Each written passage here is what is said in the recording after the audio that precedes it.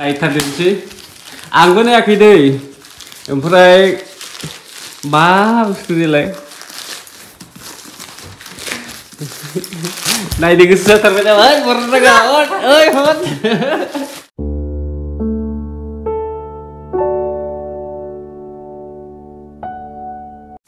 So guys, नैबे थांनाय बोसोर 2023 नि मार्चनि 10 तारिखाव हिनजाव गोदानमोन ना देग्लाय 2024 आव नुवाखै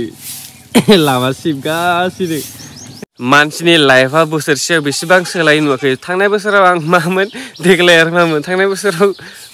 मा हौवा गोदानमोन आरोना हिनजाव गोदानमोन देग्लाय नुवाखै बेसेबांखिनि चेन्ज जाखो बोसोरसेयाव आरो फैनाय बोसोराव मा चेन्ज जालायो मा नुलायो सिबखांबायना सिबखाङाखै हा बेनिफ्राय बोसोरसे जानानै नों बेसेबां गोबाव थानाय बायदि मोनखो दे हा बोसोरसे जानाय बायदि मोनदों ना मोनाखै नोंलाय सप्तासेल' जानाय बिदि मोनदों न'आव थांनो गोसो जायाखैमोन नामा न'आव थाङैयाबो गोबावथार जाथारबायना जि गोबाव जाखाबाय न'आव थाङैयाबो सिबग्रायाबो सानै नामा नोंलाय माखौ सिबखो इजालाय माखौ सिबखो गिदिं गिदासो सिबना फैदों बा गरम नाङाखै नामा गोजांदों मैया आदिबासिफोरनि प्रग्राम नायदो शिवजात्रियाव ना हा मा नुखो नायनोसो बादां मोसानायखौनो दा शिवजात्रि जागासिनो ना खिन्थु थांनाय बोसोराव नै 9 तारिख 10 तारिखफोरा हलिसो जागासिनो दंमोन ना दुआ बोसोर मार्चआव हलिसो जागासिनोमोन खिन्थु देग्लायनि शिवजात्रि जादोंसो आरो हलियाथ' सानैसो दंबावोसो ना मोसानायफ्रानो नंथारा हा मोसानायफ्रानो जाथाराखै आंगालफोरनि थाब फैफिनबाय जोङो दाउदै दैनि जाबाय बै माने गामि खाथियावनो शिवजात्रि जादोंमोन बै गामियाव बेजाय बैसानि न'खौ बारनानै डाइरेक्ट दुब्लि थांबाथाय मोनखाबायबो आरो खाथिथारमोन So guys, आं नोंथांमोननो बुंदोंमोन दाखालि बहायनो मोनसे पार्सेल लाबोना दोनफैदों ओमफ्राय माइदांनोबो खोथादोंमोन दहायनिफ्राय फुंनिफ्राय सोंगासिनो दे देखायदो दाबो देखिया ना आं दाखालि माबा 26 फेब्रुवारियावनो लाबोना दोनदों दिनैजों सप्तानै जाबाय आं दासिमबो देखायाखै आं गावबो नायाखै आरो फाय देखायदो आं माबो दोनदो दे आङो पार्सेल माबाखौ बेनि गिफ्टखौ वहाय दोनदों बेखौबो मिथिया बे हा माबो दोनगोन आं देलाय मा जायगायाव दोनदो दे आङो दाखालि माबा नागिरगासिनो दं बे खिन्थु मोनाखै माने आं जायोबा लाबोना दोनदों देखायाखैबो आं बेनो दाबो एबा नङा आइजा फाइबो दरजा खुलि So guys, भिडियोनि गेजेराव नोंथांमोन मोनसे गेमिं एप्लिकेशन सायाव बुंनानै जायनि नामा जाहैबाय रेमिनेबल फार्स्टआवनो नों जेब्ला बेयाव रेजिस्टार खालामगोन ना अब्ला बेयाव 41 रुपिस नों फ्रियावनो मोनगोन लोगोसे बेयाव रिफार एन्ड आर्न माने लोगोफोरजों शेयार खालामनाबो इनकाम खालामनो हागोन आरो बेयाव गोबां शपनि अपशनबो दं नोंनो जेसेबांखिनि रिसार्च नांगौ नोङो सेलेक्ट खालामना लाबानो जाबाय नोंथांमोननो मोनसे गेम गेलेना देखायग्रोदोनोसै So guys, दा आङो क्रेश गेमाव फैबाय बेनिफ्राय बेयाव 99 होना लादोंसै बेयाव मोनसे अपशन दं कन्डिशन होननायखौ बेखौ होनानै होबाय आं दा आङो 200 खौ नायग्रोदोंसै फार्स्टआवनो 200 रुपिस होनानै फार्स्टआवनो नोंथांमोना नाय केस आउट खालामनांगोन दे बे बेरासायावनो नों जुदि गोबाव थाबाथाय गावनो बेरलांगोन बे बेनिखायनो थाबनो केस आउट बानायनानै लाबाय आङो 178 रुपिस मोनबाय बेनिफ्राय 2x सायावनो खालामदों दे नों जेसेबांखिनि गोबाव दोनगोन जुदि प्लेनआ बेरबाय थायोबाथाय एसेबांनो फैसा मोनबाय थागोन आरो खेबसे होबावदोंसै आङो 500 होखाबाय नोंथांमोना नायोबा खारसिगोन दे प्लेनआ बिरसिगोन बेखौ आङो थाबनो केस आउट खालामना लागोन मानोना बोरैबा थाबनो बेरबाय बायनानै होबाथाय आङो बहुत लस जागोन ना बेनिखायनो माने एसे गोबावजों लाब जानाय बायदि नुबाय 450 मोनबाय आं 500 होनानै बेखौ उइड्रलाबो जोबोर इजि नोंनो जेसेबांखिनि रां नांगौ बेयाव नोङो होना लाबानो जाबाय UPI नङाबा बेंक एकाउन्टजोंबो नों हागोन नोंनि गोसो आरोना नों दसेनो उइड्रल जायो आङो डेसक्रिपसनाव होनानै दोनगोन नोंथांमोना थांनानै डाउनलड खालामनानै लाबानो जाबाय दरजा खुलि जोंनि दिनै 10 तारिख ना दिनै जोंनि हाबामोन आं आगोलाव दहाय बुंखाबाय एब' सिंग' हा दे बर'लाय बेयाव सोना दोनदों आङो एकदम बर'नो हाया बिराद टाइट जाना दं बेखौ नै बेखौ हाबपाजों खुलिना लाबाबो बै सिंनि दे बर'नालाय बोसोरसे जानायनि बाया होमबा र' बरन हामाराखै दा बिराद टाइट जादों ना मबाइल हमलाय आं देखायनि र' बर दे डेन्जारसो जादोंखादा आं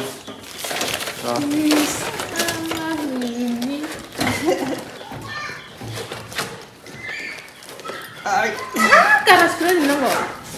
Hah?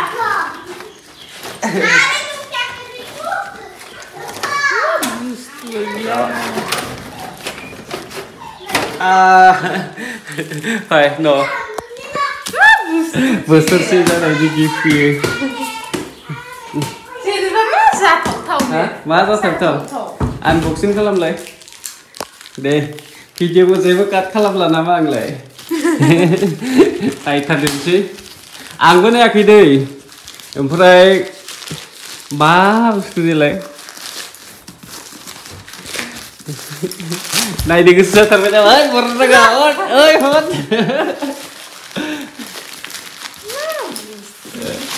Tulisan kamu nanti gitu. Di nilai, masa tahu.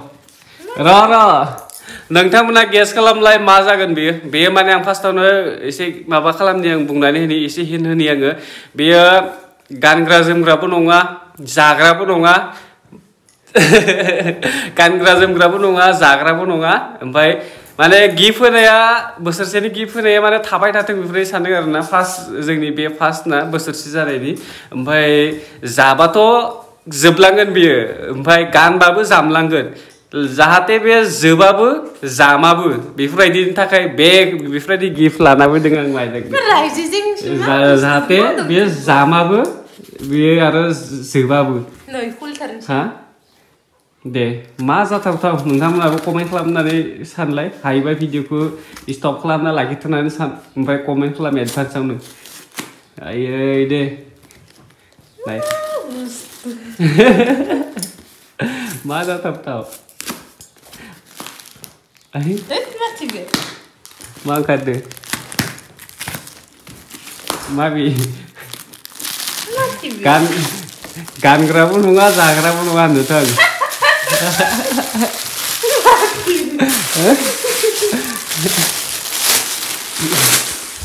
गानग्राबो नङा जाग्राबो नङा माबि देलाय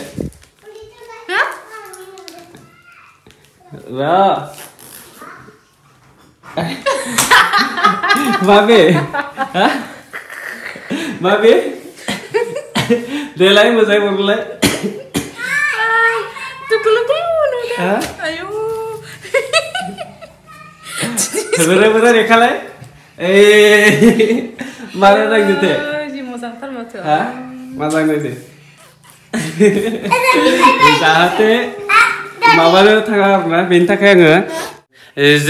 जोंनि लाइफआ एसेबांखिनि गोलाव नङा माने नों सानना नाय जों दा थाङोबाबो आं बहुतखौनो होनना लानोसै माने आं 100 बोसोरसिम जोरबाय जेनेबा 100 बोसोरखौथ' जोरबाय खिन्थु 100 बोसोरनि उनाव जोंखौ रावबो गोसोखांनाय नङा जोंनि नाम निशानानो जेबो थानाय नङा बेयाव जोंनि आगोलावबो आबै आबौ एसेबांखिनि आबैनि आबै आबौनि आबौ एसेबांखिनि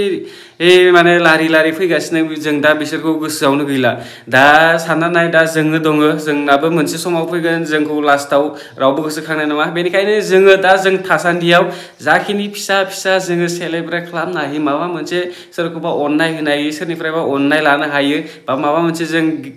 गेजेरावनो फुरथि खालामनो हायो बेफोरखौ गासैबो खालामनाया मोजां दिनैथ' आरो 10 तारिख ना बे जोंनि फार्स्ट एनिभार्सारि ओमफ्राय आंथ' बिराद गोजोननाय दं दिनैनि दिनाव मार्चनि 10 तारिखआव थांनाय बोसोराव जोंनि हाबा जादोंमोन दिनैनि दिनाव बेखौ बेनिखायनो जाहाथे थाबाय थाथों जामाबो